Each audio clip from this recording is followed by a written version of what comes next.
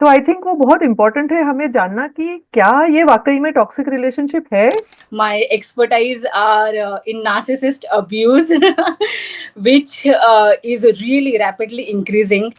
उसको आप देवी की तरह बिहेव करो तो क्यों मीन्स प्रॉब्लम हो जाए। आपको एक तरफा ही अगर चाहिए respect and attention, so obviously relationships are not healthy anymore. Physical abuse is normalized, emotional abuse is normalized, financial abuse is normalized. Nowadays, women are voicing it out that, sorry, stop here.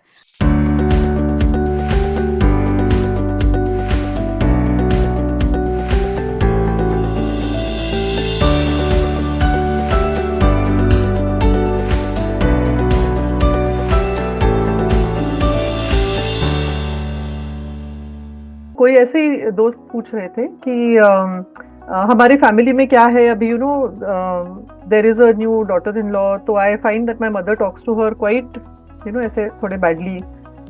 People उसका कोई respect नहीं रखते हैं, उसको ढंग से उसके साथ बात नहीं करते हैं। बट आई डोंट नो क्या कहना है, क्योंकि मैंने ऐसे ही देखा है, सब लोगों को ऐसे ही बोलते देखा है। बट आजकल I am hearing so much about ये टॉक्सिक रिलेशनशिप, टॉक्सिक रिलेशनशिप। तो can you explain to me कि ये क्या है टॉक्सिक रिलेशनशिप? तो I think this is a very important question, because बहुत लोगों के मन में ये होता होगा कि अरे ये तो नॉर्मल है, हम तो हमेशा से ही ऐसे सुनते आ रहे हैं, लोग ऐसे ही बर्ताव करते हैं, ऐसे ही कहते हैं। तो आई थिंक वो बहुत इंपॉर्टेंट है हमें जानना कि क्या ये वाकई में टॉक्सिक रिलेशनशिप है या कुछ और, या आप यू नो लोग कहते हैं आप ओवर रिएक्ट कर रहे हो, आप ज्यादा सेंसिटिव हो। तो उसके बारे में आज बातचीत करते हैं। तो I am doctor Suchitra, also known as the divorce doctor, और मैं पिछले 3-4 सालों से लोगों को डिवोर्स के सफर के दौरान और उसके बाद उसकी जो काउंसलिंग है, ताकि उनका आत्मविश्वास बढ़े, आगे फ्यूचर के बारे में सोचना शुरू करें, अपने आप की देखभाल कर सके, उसके लिए काम करती हूँ। And today I am very very happy to welcome here our guest doctor Swati. Welcome doctor Swati, and I will ask you to introduce yourself please for our listeners. Thank you so much, Dr. Suchitra. Hi, I am Dr. Swati. You're known as mental and emotional health coach.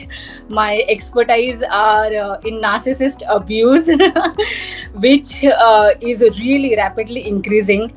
Then is mother-in-law and sister-in-law issues, as well as postpartum depression. Because nowadays सबसे ज्यादा शादियां postpartum phase में टूट रही है, and we have to dive into deep that what are the exact causes, because in India marriage is not between two people. Sadly it is about the whole family members, you know, जितने family members साथ में रहते हैं और जो साथ में नहीं भी रहते हैं, इंटरफेरेंस बहुत ज़्यादा रहता है। सो एक कपल बहुत ज़्यादा वहाँ पे सफोकेट करता है एंड खुद के डिसीजंस ले नहीं पाता है। So most of the times हम लोग जब भी शादी टूटती है तब हम लोग you know try to save the marriage, but उसके पहले ही जब भी हमको पता चलता है कि अरे यार you know some person is not behaving nicely with me, और यू नो काफ़ी टॉन्टिंग होते हैं, या फिर मुझे इंडिपेंडेंटली घर पे जो करना चाहिए वो नहीं करने दिया जाता है। लाइक जो बहू है उनको बोलते कि ये तो तुम्हारा ही घर है, बट सच में वाकई में ये आपका घर होता है क्या? आपको वैसे ट्रीटमेंट मिलता है क्या? लोग वैसे बातचीत करते हैं क्या, या सिर्फ टॉन्टिंग ही होती रहती है? एक बार 2 बार कोई भी एडजस्ट करता है, ऐसे सुन के लेता है थिंकिंग कि हमको ये फाइट्स में नहीं जाना है, to keep the house environment very peaceful. But ये इमोशंस हम टाइमली उसको एक्सप्रेस नहीं करते हैं, एंड सबका फिर एक टाइम पे कैसे आउटबर्स्ट होता है। You know we are going to talk much on this level today. That's wonderful, thank you so much doctor Swati for explaining, because I think ये आप जो मुद्दा जो कह रहे हैं ये बहुत महत्वपूर्ण है कि बहुत जनरेशन से इंडिया में and I think all over the world काफी सारा डिसफंक्शन जिसे हम कहते हैं, मीन्स फैमिलीज का एक दूसरे से कैसे बर्ताव करते हैं, कौन किसको सम्मान देता है, किसके साथ जबरदस्ती आपको सम्मान दिखाना पड़ता है जबकि वो आपके साथ बुरा बर्ताव कर रहे हैं, ये सब को लेके ऐसे 2 फैमिलीज को आप वो 2 बेचारे आदमी और औरत को जोड़ देते हो शादी में। तो इतना सारा जो हम कहते हैं इमोशनल बैगेज लेके हम सब घूम रहे हैं। Exactly. क्या करें इसके बारे में आज हम थोड़ी चर्चा करेंगे। Yes, definitely. I am very excited for our extremely important talks, which is definitely going to, you know, be beneficial for I'm sure each and everyone. Wonderful. So ये जो मैं क्लाइंट्स के साथ काम करती हूँ, जैसा आपने बहुत करेक्टली कहा कि डिवोर्स तक जब तक सिचुएशन खराब हो जाती है उसके पहले ही अगर हम जान ले कि एग्जैक्टली क्या प्रॉब्लम हो सकती है, एंड मेरा तो मानना है कि हम ये जो बाकी सारा मैच करके शादियां तय करते हैं उससे तो अच्छा है कि वो रिलेशनशिप का कुछ क्वेश्चनर हम पूछें कि will you respect me same as I respect you, will I have my own space, will I have my own freedom, क्या मेरे जो सपने हैं, मेरे जो डिजायर्स हैं उसके लिए इस घर में, इस बड़े परिवार में कोई जगह है कि नहीं है, अगर हम बच्चे होने वाले हैं तो कितने चाहिए, कैसे उनको बड़ा करेंगे, ये सब जो मेजर इश्यूज होते हैं ना, फाइनेंसिस का कैसा है, क्या मुझे इंडिपेंडेंस होगा, उसके बारे में कोई बात नहीं करता है। और फिर शादी के बाद इसी को लेकर पूरे महाभारत शुरू हो जाते हैं। And what you said quite rightly कि जो पोस्टपार्टम पीरियड है, अभी I am also gynaecologist, so I know कि पोस्टपार्टम टाइम पे ऑलरेडी साइकोलॉजिकल, इमोशनल, बहुत the woman is going through a lot. उसके ऊपर से if you have family is also as you said taunting you, behaving badly with you, आपको respect नहीं दे रही है, आपको जो फिजिकल रेस्ट की जरूरत है उसको रिस्पेक्ट नहीं दे रही है, तो naturally relationships become a little strained. So I think what I want to just share first is कि टॉक्सिक रिलेशनशिप ये नाम कहाँ से आया, राइट? बिकॉज अनहैप्पी है, हम दुखी हैं, खुश नहीं है, अच्छा नहीं चल रहा है, ऐसे तो हम बहुत जमाने से सुनते आ रहे हैं। और एक जगह पे मैंने किसी को ये भी कहते हुए सुना था कि ऐसे कैसे आजकल की औरतें तो कुछ भी हो गया तो डिवोर्स ले लेती हैं, हमारी दादी, नानी, परदादी, उन्होंने तो कभी डिवोर्स नहीं लिया, क्योंकि उनके पास कैपेसिटी नहीं थी ना, they had no financial independence, उनके पास एजुकेशन नहीं था, उनके पास कोई सपोर्ट नहीं था। Now women are educated, independent, they want to be treated like equal human beings. आप अगर कहते हो कि पति देवता है तो औरत भी देवी है, उसको आप देवी की तरह बिहेव करो, तो क्यों मीन्स प्रॉब्लम हो जाए? आपको एक तरफा ही अगर चाहिए respect and attention, so obviously relationships are not healthy anymore. So there is an author called Susan Forward, उन्होंने किताब लिखी है on toxic relationships, जिसमें वो उनको डिफाइन करती हैं। वो बोलती हैं कि जिस रिलेशनशिप में फॉग है, FOG, फॉग, तो फॉग का मतलब क्या है, उसका शब्द का मतलब भी कोहरा है, सब धुंधला धुंधला, नॉट वेरी हैप्पी, ऑलमोस्ट दिखाई नहीं देता है ढंग से कि आप कहाँ जा रहे हो, क्या कर रहे हो। लेकिन फॉग का जो है वो ब्रेकअप है, FOG, जो भी रिलेशनशिप में फियर है, जिसमें आप डर की वजह से आप खुद को एक्सप्रेस नहीं कर पा रहे हो या खुश नहीं हो। O is for obligation, obligation यानी कि आपको लगता है अरे उन्होंने मेरे लिए इतना किया, मुझे उनके लिए इतना करना चाहिए, जबकि वो आपके साथ बुरा बर्ताव कर रहे हैं या अब्यूज है या वायलेंस भी है, मारपीट हो रही है, फिर भी आपको लगता है नहीं मुझे करना चाहिए। और G जो है वो गिल्ट है, आपको लगता है कि मैंने नहीं किया तो कौन करेगा।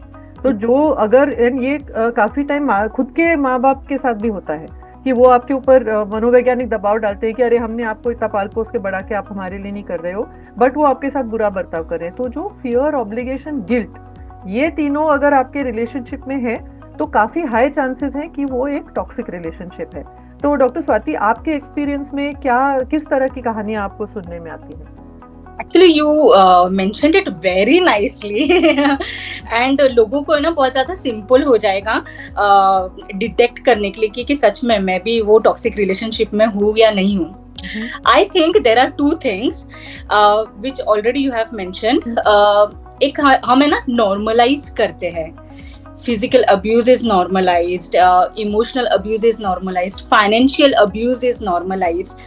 Nowadays, women are voicing it out that sorry, stop here. I am not okay with this. It's not that, and there is another factor which is coming from male dominance. They are still want to be into like controlling and dominating. कि मेरा घर है, मेरा चलेगा, मेरे rules है. It is going to be like that. You behave in a certain way with my mother.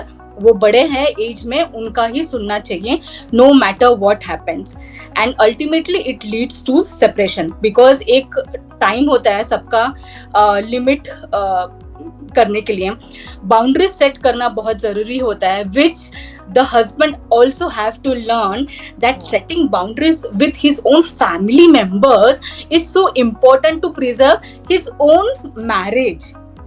It's not only about बहू की शादी नहीं है, सिर्फ बहू एक लड़की ही शादी करके आती है एंड वो ही चैलेंजेस, उसके ऊपर आप 100 तरह के नए चैलेंजेस दो, उसको अपनी फैमिली छोड़नी होती है, उसको अपना career, friends, everything she has to sacrifice. But a man is not ready to sacrifice anything, just the smallest thing also. मेरी मम्मी के हिसाब से ही खाना पकेगा, मेरी मम्मी के हिसाब से मेड रहेगी या नहीं रहेगी. अब ये कितनी छोटी चीजें होती है, but over a period of time है ना, ये मल्टीप्लाई होती है. बिकॉज आपको वहां पे हस्बैंड प्रायोरिटी नहीं बनाता है, सिर्फ मम्मा को ही प्रायोरिटी बनाता है. यस, लीगली उनके नाम पे वो घर होगा एंड उनके ही रूल्स एंड रेगुलेशंस चलेंगे. We understand this concept psychologically, but we have to understand, अगर एक वहां पे आप मैरिड, लीगली मैरी करके आप किसी को लेके आते हो, तो उसका भी कुछ गिव एंड टेक रहेगा वो फैमिली में. उसको है ना, कई बार है ना हम लोग है ना दबाते हैं. इनिशियल ईयर्स है ना वेरी गुडी गुडी चलता है, हनीमून पीरियड रहता है, सब कुछ अच्छा रहता है. But as soon as you start saying ना, no I am a working woman, I am not going to do it, घर का बाहर का. Now the working woman is overloaded and over exhausted physically, mentally, emotionally. And when that woman, working woman, embraces pregnancy and you know that journey, postpartum wali journey, it is too much for her on a human level. Because we say कि to raise a child we need a village. आज village क्या, आज खुद के जो रिश्तेदार होते हैं, जिनके पोते पोती होते हैं, वो भी सपोर्ट नहीं करना चाहते हैं, और जस्ट द बेसिक वो केयर भी नहीं करना चाहते हैं. It is often times people come and tell me कि no, my mother in law और my father-in-law, they are already into 60s or 70s, they are old age, already into old age, and sorry, they cannot do so much for the newborn baby. Yes, definitely we understand, but those who have gone through Caesar process, C-section जिसका होता है, physically she needs time to recover, not just 40 days, but more than that, emotionally if you are telling her कि sorry बाबा, आपको ही feeding भी करना है, आपको ही बच्चे का sleep deprivation लेके खुद का लेके सब कुछ अगर आपको करना है, it is too much on a human level. We are forgetting that even if there are some indifferences or there are some different of opinions, that should be normalized. Not ki I am right, it has to be my way, not your way. Thinking ki okay, whatever is the situation, let's be in one team, you know, and whatever the problem is, keep it as a problem in another team, and as a family. Don't take it as a very, you know, personal thing. So this is very important marriages में ये सब हो रहा है. नहीं, आप जो कह रहे हैं बिल्कुल सही है. और यू नो, मैं काफ़ी विमेंस राइट्स काम भी करती हूँ विद सम एनजीओज. तो उसमें हम यही सोचते हैं कि हमारा जो समाज अभी इतने सेंचुरीज से, थाउजेंड्स ऑफ ईयर्स से जो बन रहा है, पितृसत्ताक जो हम कहते हैं, पेट्रियार्कल, जो मेल डोमिनेंट आपने भी कहा जो सोसाइटी है, उसमें क्या हो गया है कि पुरुष प्रधान जो हमने सब रूल्स बना रखे हैं, उसमें औरतों के लिए कोई जगह ही नहीं है, एक्सेप्ट कि उनकी सेवा करना, या सेकंड दूसरे दर्जे पे रह के सबके लिए आपकी जिंदगी सब दूसरों की सेवा करने में ही लग जाती है. आपको खुद के सपने, आपने वो दिलवाले दुल्हनिया जो एकदम पॉपुलर फिल्म रही, उसमें आपको डायलॉग याद रहेगा. मैंने जब वो देखा था, मैंने बोला क्या बता रही है, बोले सपने देखो लेकिन उनका सच होने की तुम ये मत रखो. फिर क्या सपने देख के करना है, सपनों को सच कराना है. यही तो माँ बाप की जिम्मेदारी है कि आप कोई भी आपका बच्चा है, उनको बोलो सपने देखो, बड़े बड़े सपने देखो, हम तुम्हारे पीछे हैं उसको सच कराने के लिए. यहाँ पे हम लड़कियों को ऐसे दबा के रख रहे हैं कि देखना है तो मन में मन कुछ भी देखो, लेकिन सच्चाई तो ये है, तुम्हारे सपनों के लिए यहाँ कोई जगह नहीं है. और ऐसी सिचुएशन में आपने जैसे कहा कि मेरे पास जो क्लाइंट्स आते हैं, मैंने अनफॉर्चुनेटली काफ़ी औरतों से ये भी सुना है कि उनके खुद के माँ बाप, खुद के पेरेंट्स भी सपोर्टिव नहीं है. वो कहते हैं अच्छा ठीक है, थोड़ी मारपीट हो रही है तो होता है शादियों में, आप एडजस्ट कर लो, यू नो, या अगर बच्चा नहीं संभालना था तो भी शादी क्यों की, ऐसे भी बोलते हैं. और on top of that, if it is a love marriage, तो भाई तुमने गलती की, तुम खुद अपने पाँव से वहां चली गई, अब भुगतो आगे. एंड आपने जैसे कहा, सास ससुर या तो सारी फैमिलीज प्रेशर बहुत लाते हैं कि हमें पोता चाहिए, पोती चाहिए, कुछ तो करो, बच्चा करो, बच्चा करो। जब हो जाता है तो उसको सब हाथ हिला के चले जाते हैं। Woman has to do everything. And आजकल जो वर्किंग वुमन है उसको उसकी कमाई तो चाहिए घर चलाने के लिए, लेकिन घर का काम जो है वो सब उसी ने करना है फिर से।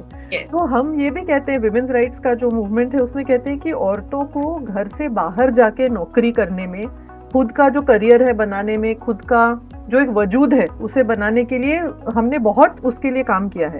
बहुत औरतों ने उसके लिए काम किया है कि औरतों को भी ये एजुकेशन, एम्प्लॉयमेंट, करियर अपॉर्चुनिटीज मिलनी चाहिए।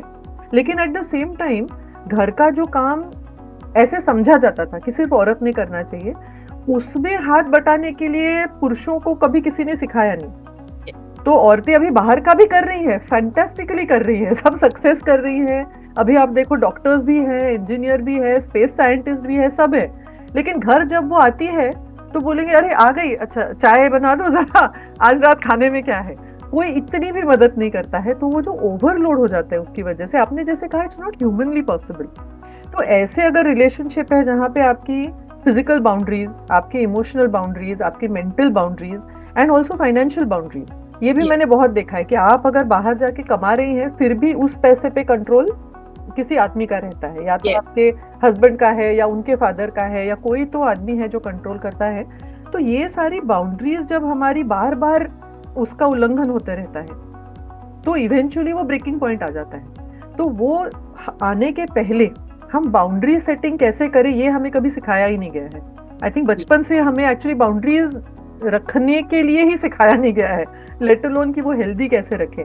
तो आपके काम में आप बाउंड्रीज के बारे में कैसे समझाते हैं? तो हमारे ऑडियंस के लिए समझो, आप अगर 2-3 सीक्रेट्स या तो टिप्स बता सके कि आप बाउंड्रीज मेंटेन करने के लिए आप क्या कर सकते हैं। तो boundary starts right from day 1। Not कि बाबा अरे झगड़ा हो गया, ये सब हो गया, अब मैं बाउंड्री बनाऊंगी। अब मैं boundary, no one is going to respect your boundary. Okay. आप बोलते हो ना, men will always respect a strong woman. अब हम कैसे स्ट्रॉन्ग होते हैं दूसरे एरियाज में, बट हम बोलने में स्ट्रॉन्ग नहीं होते हैं। बोलने में मतलब क्या, हमको यही सिखाया जाता है कि यू आर अ बहू एंड आपको वहां पे जाके सर्व करना है, नो मैटर व्हाट हैपेंस, आपको सैक्रिफाइस करना है, आपको ही एक जो मैरिज लेसन्स होते हैं ना, right from childhood only girl is given marriage lessons, but a man is never taught marriage lessons by his own mother and parents. Generally father तो इतना ज्यादा involved रहते ही नहीं है sadly in our Indian society. He is just being taught कि यार आप provide करो, फाइनेंस जाके आप अपना काम करके सिर्फ पैसे लेके आओ। एंड आज के टाइम में भी इतना फाइनेंस हो गया कि मैं करता धरता हूँ, मैं पैसे कमा के लेके आता हूँ। पैसा ही सब कुछ नहीं होता है, पैसा रिलेशनशिप को नहीं बचा सकता है अगर आप बिहेवियर्स अच्छे से नहीं रख सकते हो। जैसे कम्युनिकेशन है, all of this things comes under boundary, setting boundary. Communication की बाउंड्री आप कैसे समझाएंगे? मींस कोई एग्जांपल देके कि समझो किस तरह की एग्जांपल है कि आप नई नवेली दुल्हन है, आप आई है एंड सर्टेन थिंग्स आपको आपके वे से वो रूम आपको अलॉट करते हैं तो आपको वैसा रखना है, या किचन आपको वैसे करना है। Mother in law will say कि नहीं ऐसा मत करो, वैसा मत करो, but just sweetly you can politely tell कि मम्मा ओके, और मैं ये करूँ या नहीं करूँ। When she says no, then आपको अच्छे से वहां पे बोलना है कि this is the way I have been also raised. मेरे 25 और 30 years से I have my own setup ना। तो वो अगर मेरे को आपके घर में आने के बाद टाइम लगता है तो यहाँ पे थोड़ा सा हम एक दूसरे को टाइम देते हैं, दोनों ने एडजस्ट करना चाहिए। दोनों को, it is always expected wife has to adjust, but यहाँ पे बैलेंस बहुत important होता है which a husband is going to create, and no one talks about this and no one teaches that balance nowadays.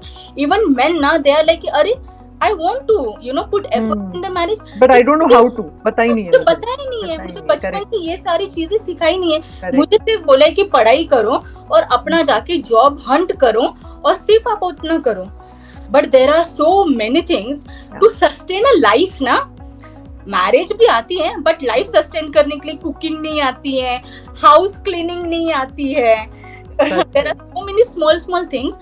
Even if you're staying alone as a bachelor, you have to learn na these things.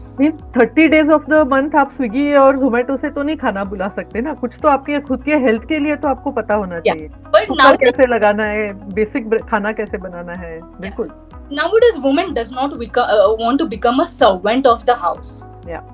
We have to understand people are there to make you servant, and there are in-laws who openly tell on face कि भाई हमने आपको शादी इसलिए करके लेके आए हैं ताकि आप घर संभालो. अगर आपको अगर जॉब करना है तो जॉब करो, वो आपका पर्सनल चॉइस है. लेकिन घर अफेक्ट नहीं होना चाहिए. मुझे मेरे टाइम से चाय मिलना चाहिए, पानी मिलना चाहिए. आप कौन से बॉस लगे हुए हो भाई? और वो भी अनपेड लेबर. आपने जो कहा कि आजकल सर्वेंट भी जो है सैलरी देते हैं हम उनको. यहाँ पे बहू लेके आते हो फ्री में, सारा उससे काम करवाना है, हाउसकीपिंग भी करवाना है, चिल्ड्रन भी संभालना है, बूढ़े कोई बीमार है सबकी सेवा उसने करनी है फ्री में. उसे कभी छुट्टी नहीं मिलती, उसे कभी रिस्पेक्ट नहीं मिलती. और आपने जैसे कहा जो आदमी रहते हैं अकेले एज बैचलर या कहीं पे भी कोई भी अगर रहे, तो आपको एक ध्यान रखना पड़ता है कि कल परसों के लिए कुछ प्लानिंग करनी है. क्या करना है. लाइक औरतें हमेशा सोचती रहती कि अरे दाल खरीदनी है, टमाटर खत्म हो गए, बच्चे के स्कूल की फीस भरनी है, प्रोजेक्ट करनी है. तो वो जो एक हम कहते हैं उसे इमोशनल लेबर जो होता है वो दिखता भी नहीं है, वो इनविजिबल होता है. आप क्या देखते हो कि चलो उसने चाय बनाया, खाना बनाया, लेकिन खाना जब बनाया 4 लोगों को 4 अलग चीजें चाहिए. वो 3 दिन से उसकी प्लानिंग है कि ये भिगोया, ये बनाया, ये खरीदा, वो आटा निकाला, ये करा, वो करा. वो जो इमोशनल लेबर है, जो 80% उसका काम है, वो तो किसी को दिखता भी नहीं है. तो ऐसे अगर आप बाउंड्रीज नहीं मेंटेन कर सके तो ऑब्वियसली वो टॉक्सिक हो जाता है. One more thing, right? One more thing I want to add here, that a woman inbuilt, okay, मतलब उसको ऑलरेडी उसका एक नर्चरिंग का नेचर होता है, एंड उसका है ना एक सर्विस एटीट्यूड होता है. So even in her own house, or even when she goes to husband's house after marriage, उसके दिमाग में है कि मुझे सबको सर्व करना है, मुझे सबको प्लीज रखना है, प्लीज करना है. I want to keep everyone happy happy everyone. अगर सामने वाला बंदा नहीं हैप्पी रह सकता है तो आप ये मिशन मत बना के चलो कि मुझे सबको खुश रखनी है, नो मैटर मेरा इमोशनल और मेंटल हेल्थ क्या होता है. सो सर्विस एटीट्यूड है डेफिनेटली, बट वो सर्विस एटीट्यूड है ना बहुत जल्दी टर्न होता है सर्वेंट में. तो इसका ये बाउंड्री का आप है ना थोड़ा सा ध्यान में रखना चाहिए कि this should not be broken. नहीं, आपने जो कहा वो बहुत ही इम्पोर्टेंट है कि ये जो सेवा भाव से हम करते हैं या प्यार से भी करते हैं लोगों के लिए, और मैं ये कहूंगी कि एक्चुअली पुरुषों को, जैसे आपने कहा, ये इतना सिखाया नहीं जाता है क्योंकि हमेशा वो सेवा पाते हैं लोगों से. लेकिन अगर सिखाया जाए तो men can also serve, like doctors हैं या men also have emotional. So मैं कहना चाहूंगी कि ये जो पुरुष प्रधान जो समाज हमने बना रखा है उसमें औरतों को तो बहुत दबाया गया है, उनको बहुत उनका शोषण किया जाता है. लेकिन पुरुषों को भी कभी चांस नहीं मिलता है कि खुद के इमोशंस से, जैसे आपने कहा, कि कनेक्ट करें, कम्युनिकेट कर सके. तो ये जो सेवा भाव से जो हम औरतों को कंडीशनिंग किया जाता है, वो सेवा करते करते हम खुद को अबैंडन जो करते हैं वो हमें पता ही नहीं चलता है. हम खुद के लिए कुछ करना जानते ही नहीं है, किसी ने हमें सिखाया ही नहीं है, सिर्फ दूसरों के लिए सिखाया है. तो वो एक बहुत इंपॉर्टेंट बाउंड्री है जो आपने मेंशन करी है. और एक और मैं पूछना चाहूंगी कि फाइनेंशियल बाउंड्री, क्योंकि ये जो बात है ना, लोग ज्यादातर बात नहीं करते हैं. लोगों को लगता है अरे क्या है, पैसे के बारे में बात कर रही है. ऐसे नहीं, हम तो बहुत महान है, अच्छे लोग हैं, हम पैसे के बारे में बात नहीं करते हैं. बट द रियलिटी इज कि we all need money. We need money to survive, we need money to be independent also. तो फाइनेंशियल बाउंड्रीज के बारे में आपके यहाँ क्या means, how, what kind of clients do you get, और आप क्या उनको एडवाइस देते हैं? तो जो भी क्लाइंट आते हैं ना वो तो ओवर एग्जॉस्टेड रहते हैं, बर्नआउट रहते हैं अपने फाइनेंसेस को लेके. राइट. बिकॉज उसका वहाँ पे बहुत ज्यादा यूज किया जाता है by husband. So we have to that marriage means partnership, marriage means teaming. तो इट्स नॉट तेरा पैसा या मेरा पैसा. आज की जो जनरेशन है ना, it has come to on that कि this is my money and मैं ही सब कुछ डिसीजंस लूंगा. But in marriages, it's not that. It's a huge responsibility. So when marriage में, if 2 people are also working, mutual decisions has to be taken for any kind of investment, savings, getting assets. ये नहीं है कि यार मेरे को ये लगता है तो मैं ये जाके करूंगा, तू सिर्फ अपना पैसा देने का काम कर. अगर आपको एक घर आपका खुद का बांधना है, एग्जाम्पल है ना, कोई see after marriage everyone is staying in parents house, किसका खुद का घर वो एज पे कोई बांधता नहीं है, राइट। एज यू ग्रो आपको लगता है कि ओके चलो लोन लेते हैं हम लोग and we will do it, but आप जाते हो अकेला घर जाके फाइनलाइज करके आते हो, then that is also abuse. You're not involving your wife in finance. You're just saying एक काम करो, ओके इतना कैलकुलेशन आ गया, ये लोग एक्सेल शीट बना के देता हो तो देखो EMI मंथली इतना भरना पड़ेगा, and oh do I have to stay, मेरे हिसाब से किचन है, मेरे हिसाब से बालकनी है, बिकॉज मुझे रहना है वहां पे और मैं भी कंट्रीब्यूट कर रही हूँ उसमें, and even if she is not contributing, those who are housewives, they also have a take on that. True. It's not a क्या बोलते हैं ऐसे abandon नहीं है वो, नहीं, और वो जैसे ऑब्जेक्ट जैसे है, कि यहाँ से सोफा यहाँ पे इस घर से उस घर में डाल दिया, she is a human being, उसको भी खुद के रिक्वायरमेंट्स हैं, एक्सपेक्टेशंस हैं, and I feel more than that it is just about, as you said, partnership and respect. आप किसी की रिस्पेक्ट करते हो तो आप उनको पूछोगे कि भाई हम साथ जाके देखते हैं, do you also feel the same way, तभी हम डिसीजन लेंगे। तो इट इज यूजुअली बिलीव कि हाँ, औरतें सब घर के अंदर का देख लेंगी, बड़े डिसीजंस आदमी लेंगे, गाड़ी कौन सी खरीदनी है, और नौकरी में अगर ट्रांसफर मिले तो जस्ट आके बता देते हैं कि बाय द वे अभी ट्रांसफर हो गई, अभी मैं उस शहर में जाके रहना है। तो लाइक मेरे लाइफ को कोई मींस वैल्यू ही नहीं है in this relationship. So those kind of boundaries on really high level in managing finances, which men don't understand that. सबसे बड़ा बचत वुमेन करती है। करेक्ट। और पता है कि अगर उसको इतना पैसा है उसमें से उसको क्या इन्वेस्ट करना है या सेव करना है, उसको है ना बहुत डिग्रेड करते हैं। बट अगर आप देखेंगे तो women have much power in this. And I think it's very important as you said, because when I look at people who are going through divorce, most often की जो डिवोर्स सेटलमेंट होता है उसमें जो पुरुष है वो आपने जैसे कहा वैसे ही कहते हैं कि अरे ये तो मेरा पैसा है, मैं उसे क्यों दूं। सो आई एम लाइक, उसने अपने शरीर में से आपके 2 बच्चों को पैदा किया। exactly. उसके पूरे 10, 15, 20 साल जो भी थे उसमें आपके माँ बाप की देखभाल की, आपका घर चलाया, तो वो क्या वो घर माँ बाप बच्चे ले जाए? लाइक वो सिर्फ उसके हैं क्या? तो how it in a partnership, पैसे सिर्फ तुम्हारे हैं, बाकी उसको जो कर रहे है वो करने दो। So this is a boundary which has to be set right from the beginning. You are absolutely right, from day 1। मैं तो कहती हूँ इवन बिफोर डे 1 जब आप प्रिपरेशन करते हो। लेकिन अनफॉर्चुनेटली क्या है कि हमारे सोसाइटी में इन चीजों को लेके चर्चा नहीं होती है कुछ। अभी भी अरेंज मैरिज में क्या देखते हैं, आपका रिलीजन, कास्ट, ये वो सब देखेंगे। क्या आप रिस्पेक्टफुल हो, क्या आप अल्कोहलिक हो, क्या आपके बाकी रिलेशनशिप्स हेल्दी है, क्या आप फाइनेंशियल पार्टनरशिप कर सकते हो, ये कोई नहीं पूछेगा। जो एक्चुअली मोस्ट फाउंडेशनल है। And what you said just now ना, जब हम लड़का या लड़की भी देखने के लिए जाते हैं ना, तो टिल डेट नाउ ऑल्सो लड़कियां या लड़की के माता पिता यही सोचते हैं कि मैं सामने वालों को कितनी सैलरी है ये कैसे पूछूं। अरे this is not a big thing, आप पूछो, मुंह से पूछो। आपको कैसे पता कि वो बोल रहा है मेरी 1 लाख की सैलरी या 2 लाख की सैलरी है? It turns out to be very different. यहाँ पे बहुत ज्यादा चीटिंग होती है, बताते कुछ और है, सैलरी स्लिप कुछ और आती है, एंड आपको दिमाग में रहता है नहीं यार मेरी बच्ची को है ना एटलीस्ट एक सेफ फाइनेंशियल होम मिलेगा। पेरेंट्स को यही लगता है कि एटलीस्ट उसकी जो बेसिक नीड्स है वो फुलफिल होने चाहिए। बट वो अगर 30,000 कमा रहा है या 50,000 कमा रहा है, बात कमाने की नहीं, आप कितना भी कमाओ, बट बात है कि आप कितना लॉयल है, आप कितना अच्छे से उसको बता रहे हैं। ट्रांसपेरेंसी जिसको हम बोलते हैं, that starts before getting into exactly पहले से ही अगर आप छुपा रहे हो तो आगे जाके आप उसकी क्या रिस्पेक्ट करोगे? उससे कैसे बर्ताव करोगे? That's wonderful. मुझे एक और आपको सवाल पूछना था। You mentioned right in the beginning in your introduction, and that is of interest to me also, कि नार्सिसिस्टिक जो लोग होते हैं मैरिज में, उनके साथ from my experience and my knowledge boundary set करना बहुत डिफिकल्ट होता है। Because their main way of controlling is by not letting you have any boundaries. Like आपको अगर बोल रहे हो आपकी मुझे अभी इसके बारे में बात नहीं करना है तो वो जबरदस्ती बात करेंगे। अगर आप बोले कि फिजिकल मुझे नहीं होना है तो जबरदस्ती करेंगे।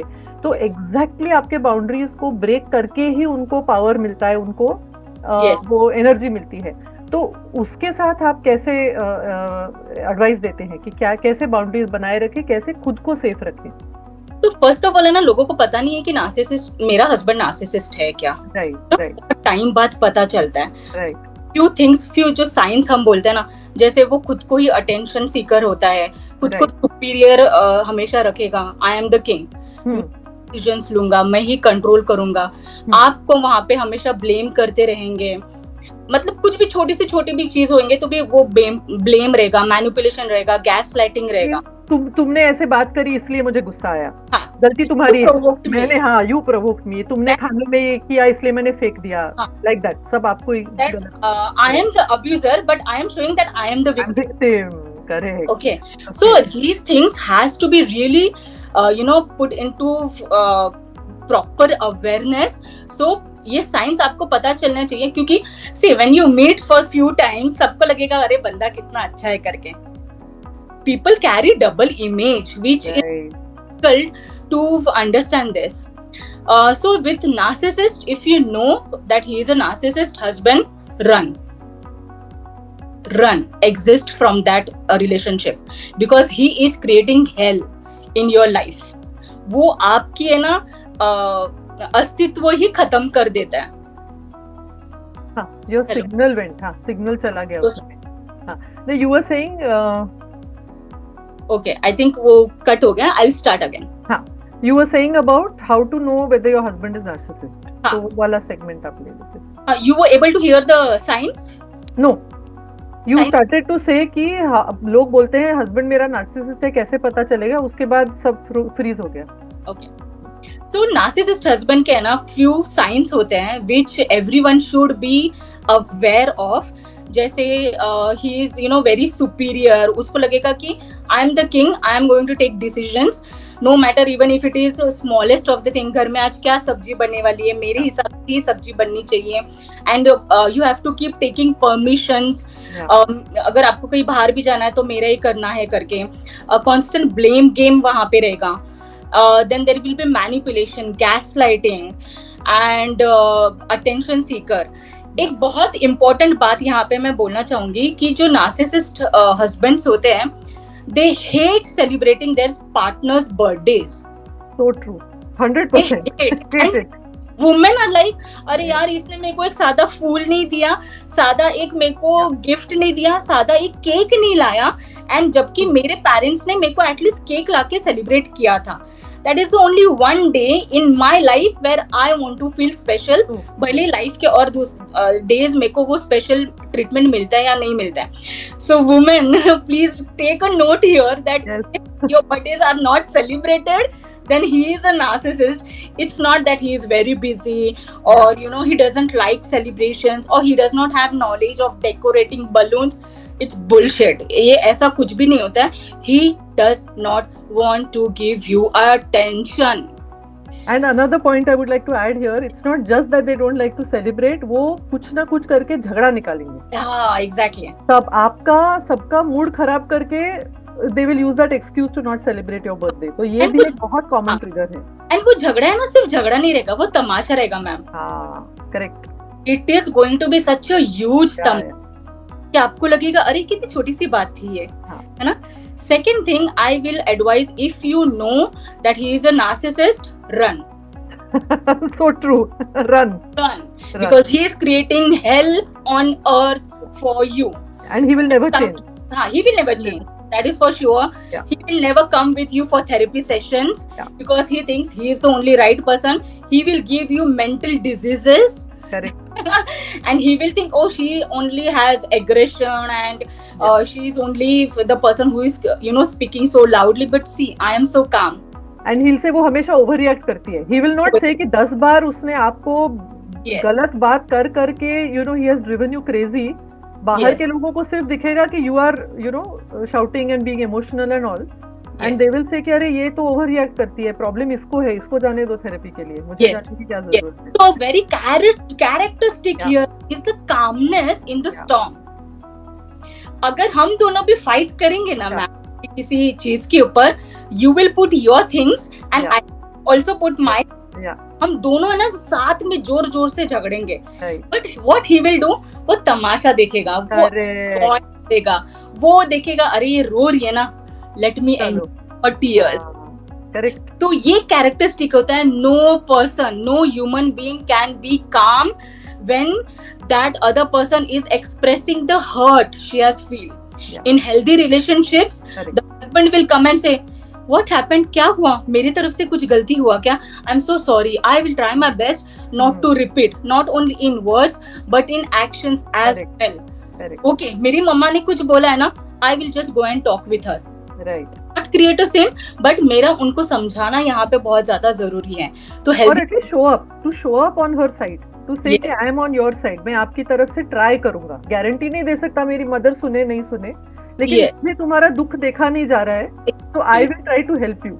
लेकिन ये नार्सिसिस्ट से कभी होगा नहीं, क्योंकि उनको इमोशनल कैपेसिटी नहीं है करने के लिए. करेक्ट. एंड द सेकंड, जैसे मैंने फर्स्ट थिंग बोला था, run from. The second thing is strictly no baby planning with them. No मतलब no.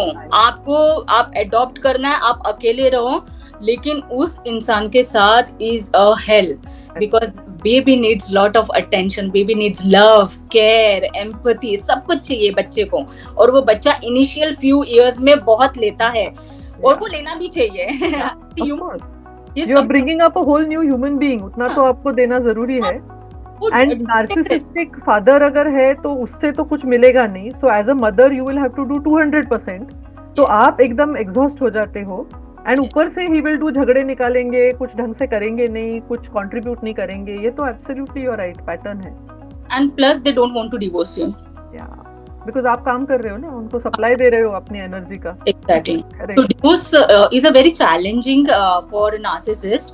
Even if you go in court, even if you talk to them mutually करते हैं, it's a hell challenge. And ऊपर से उनका जो भी controlling nature है, उसमें वो फाइनेंस को इतना कंट्रोल करेंगे कि वो आपको कुछ देंगे नहीं. इवन बच्चों के मेंटेनेंस के लिए कुछ देंगे नहीं. एक तरफ से बोलेंगे I am the best father, मैं बच्चों का इतना ये करता हूँ, but behind the doors आपको they will not try not to give you any money for child support. This is a very common pattern. You're absolutely right. But also ना ma'am, they poison the kids. इतना manipulate करते, इतना poison करते कि तेरी mummy ऐसी, तेरी mummy ऐसे. In healthy marriages we don't do this. We are, as a husband and wife, we are in one team, and the child feels safe and supported. Even the wife, even the mother feels safe. Correct. So those who does not feel safe, na, your body speaks volumes. Yes. Anxiety, panic attacks आ रहे हैं, आप ठीक से concentrate. Migraine, low backache. Absolutely, yes. तो physically अगर आपको कुछ diseases दिख रहे हैं, then your body is screaming out for help. सच्ची बात है. बट समझो अभी किसी को, अभी आज जो कोई सुन रहा है, समझो उनकी शादी ऑलरेडी हो चुकी है, अभी तक होपफुली लकीली बच्चे शायद नहीं होंगे, तो आप जो कह रहे हैं रन, अभी it may not be that easy. तो इसलिए have to stay and find out कि अभी मैं कैसे छोड़ सकती हूँ. तो उस टाइम में हम एक सिखाते हैं मेथड, उसको बोलते हैं ग्रे रॉक. तो ग्रे रॉक क्या होता है, जैसे कि पत्थर है, तो आप बेसिकली पत्थर की मूर्ति बन के रहना है वहां पे. तो वो आपको जो भी कहें आपको रिएक्ट नहीं करना है, आपको इमोशनल कुछ उनको सप्लाई नहीं देना है, आपको उनके सामने कोई हाई इमोशंस नहीं दिखाना है. जस्ट हिल से, अरे आज खाने में क्या बना, अच्छा ठीक है, यू नो तुम्हारा ही सही है. बट ओनली प्रॉब्लम इज कि उनको जैसे ही पता चलता है कि आपकी इमोशनल एनर्जी आप वहां से विड्रॉ कर रहे हो, वो ज्यादा आपको टॉन्ट करने की या आपको ट्रबल करने की कोशिश करते हैं. तो even if you are doing grey rock, it is always good to take support, कि कोई कोच है, कोई थेरेपिस्ट है, कोई जो आपको as you said very rightly safe space है आपके लिए. बिकॉज अकेले एक नार्सिसिस्ट से विड्रॉ करना बहुत डिफिकल्ट होता है. तो आपको बहुत लोगों का सपोर्ट लगता है, और इसीलिए आप और मैं जो काम कर रहे हैं कोचिंग, वो इसीलिए कर रहे हैं क्योंकि हम जानते हैं कि ये इस सफर में in both ways, English and Hindi, इस सफर में आपको कोई तो चाहिए जिसे कोई एक्सपीरियंस है, एक्सपर्टीज है, जो आपको बता सके सही रास्ता, और आपको बार बार हिम्मत दे सके कि डोंट वरी, आज नहीं हो रहा है कल हो जाएगा, कल नहीं है परसों हो जाएगा, इट्स अ जर्नी. लेकिन आप वहां से जब निकलोगे finally from the narcissistic relationship, तो आपकी मेंटल, फिजिकल, इमोशनल हेल्थ अच्छी होनी चाहिए. नहीं तो आप पूरे टूट के, बिखर के, डिप्रेशन में जाके, यू नो, ऐसे आपको नहीं बाहर निकलना है. तो इसीलिए हमारा जो काम है वो बहुत इंपॉर्टेंट है. और जो भी आज सुन रहे हैं, और अगर उनको सडनली स्ट्राइक हो रहा है कि oh my god I am married to a narcissist, या even not married, sometimes you realize oh my god my brother sister is a narcissist, you know, मेरे ऑफिस में जिसके साथ मेरा कभी बनता नहीं है, my god they are narcissist. तो उनके साथ कैसे हैंडल करना है, very, as you said, quite scientific program. Because narcissism जो है एक पर्सनैलिटी डिसऑर्डर है, एक साइकाइट्रिक कंडीशन है. और उसमें से आप खुद को कैसे सेफ रख के बचा के बाउंड्रीज बना के निकल सकते हो, बहुत ही इम्पोर्टेंट काम है. So I think for our listeners, lot of new topics have come up right now. तो जस्ट एज अ समरी मैं बताना चाहूँगी कि हमने अभी डिस्कस किया कि टॉक्सिक रिलेशनशिप को डिफाइन कैसे करते हैं, पहचानते कैसे हैं, एक बार पहचान लिया तो आप उसको मैनेज कैसे करते हैं, और बहुत सारे बाउंड्रीज के बारे में भी हमने बात करी, जैसे इमोशनल बाउंड्री है, फाइनेंशियल बाउंड्री है, कम्युनिकेशन आप कैसे करते हो. And third important thing we discussed was कि नार्सिसिज्म जो है, जो एक बहुत स्पेसिफिक प्रकार का टॉक्सिक रिलेशनशिप है, उसके फ्यू साइंस क्या है जो जिनको आजकल रेड फ्लैग्स कहते हैं, कि आपको लाल झंडी दिख रही है कि माय गॉड ये ऐसे बर्ताव कर रहा है, मींस यहाँ पे कुछ प्रॉब्लम है एंड जैसे आपने कहा भागो यहाँ से भागो. अगर भाग नहीं सकते तो ग्रे रॉक करो. एंड इन एनी केस आप किसी कोच को कांटेक्ट करके उनसे सीखो कि एग्जैक्टली मैं खुद को बचा के इस रिलेशनशिप में से बाहर आके आगे फ्यूचर में मैं ऐसे किसी रिलेशनशिप में फिर से ना फंस जाऊं, इसके लिए मैं खुद को कैसे डेवलप कर सकती हूँ. तो ये आई थिंक बहुत इंपॉर्टेंट चीजें रही हैं. तो आपको in closing is there anything you would like to share with our listeners? I will only say one thing. Please don't accept that if these things are happening around, don't normalize this, because this is not normal. Okay? Any kind of abuse, physical, emotional, mental, financial, is not normal. अगर यही चीज अगर आदमियों के साथ होती ना, तो आदमी है ना नहीं एक्सेप्ट करते हैं. वो डे 1 पे ये बोलेगा चल अपने घर पे निकल के जाओ. जैसे काफी चीटर्स होते हैं, है ना, तो इट इज ऑलवेज एक्सपेक्टेड कि wife should keep giving chances to cheaters, but husbands don't give chances. आज तक जनरेशन से आज तक मैंने ऐसा कोई केस नहीं सुना है कि वो husband has accepted a cheater wife. No. So इसको नॉर्मलाइज नहीं करना चाहिए, यहाँ पे स्टेप लीजिए. And second thing is you need to have a family support या फिर एक good support system. If you don't have a support system ना, it is a difficult war. ये ना वॉर होता है टॉक्सिक मैरिजेस में. जैसे अभी आपके पास जो भी केसेस आते हैं डिवोर्स के लिए भी आते हैं, divorce is a war. Divorce is not happening in a healthy way, mutually अच्छे से नहीं होता है. लेस हार्म ट्राई करो देने के लिए, बिकॉज यहाँ पे है कि I am going to hurt you, you are also hurting me. तो our aim should not be कि मुझे यहाँ पे हर्ट करना है, but our aim should be कि okay we both are not happy in this relationship, and very nicely and peacefully हम लोग इसमें से exit करते हैं, because separation is painful. Trauma bonds are painful. Staying is also painful. So choose your pain wisely. That is so important. What you said is so important, and I think yes, relationships are meant to be your safe space where you can grow, where you can feel loved, where you can be the highest possible person that you can. So if you are finding yourself in a relationship where that's not happening, yes, of course run. And second, as you said, find your community of support. शायद आपकी actual family जो है वो support नहीं कर रही है, but कोई तो फ्रेंड्स होंगे. आजकल फॉर्चुनेटली ऑनलाइन कम्युनिटीज होते हैं, आपके जैसे मेरे जैसे कोचेस हैं जो सपोर्ट करते हैं, यूट्यूब पे कुछ है. तो protect yourself by getting the knowledge first of all, and then finding out the ways to live your best life, because at the end of the day life is short. एक ही तो life मिली है, उसमें आप you want to do your best. तो जो भी conditioning है, जो भी प्रॉब्लम्स है, वहाँ से निकल के आपको आगे जाके, and as I like to say happily even after, जो आपकी लाइफ है वो आपको जीनी है. एंड उसके लिए ही हम आपको ये आज जो हमने वीडियो रिकॉर्ड करा है और हम इसके बारे में बात कर रहे हैं. So thank you so much for listening.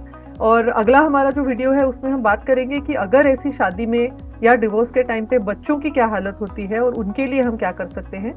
तो डेफिनेटली उसको भी आप सुनिए. And thank you so much everyone.